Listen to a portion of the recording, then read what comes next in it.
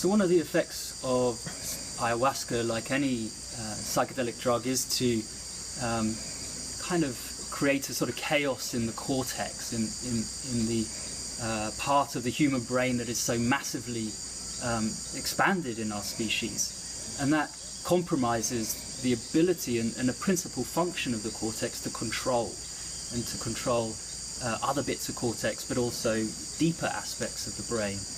Now, I know that Michael is very nervous about losing control, and in some sense there will be a sort of irresistible force. If the dose is high enough, it will,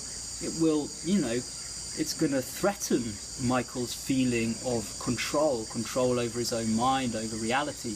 However, this really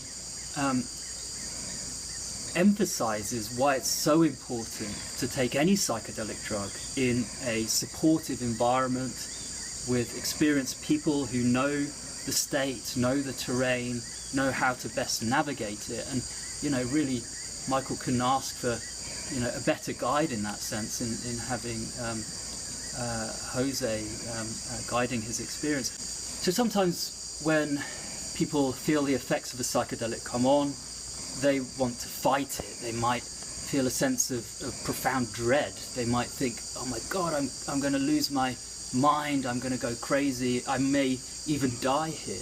All these fears, which for the most part really are quite irrational. And I think it's so important just to let go of those fears. But if one doesn't and continues to fight them, then the process can kind of feed in on itself, in a kind of sort of like positive feedback, building and building. But I think in this context, Michael will be encouraged to let go. People sometimes refer to these experiences, these dysphoric experiences, as bad trips. Now, we don't really like to refer to them in that way at Imperial, and I'm pretty sure where I work, I'm pretty sure that other researchers and people working with psychedelics and ayahuasca in a medicinal context also don't really think about these experiences in this way as bad trips, like you've kind of had a bad deal and somehow luck's against you and you're going down this track. Instead, we tend to think of them as a challenge, and also that if your mind goes to a place which is uncomfortable, then maybe it's gone there for a reason, and maybe there's something in that dark place that holds some insight, some potential revelation about oneself. Perhaps it's something that's been pushed away that then is being looked in the eye, that people are literally looking their demons in the eye sometimes.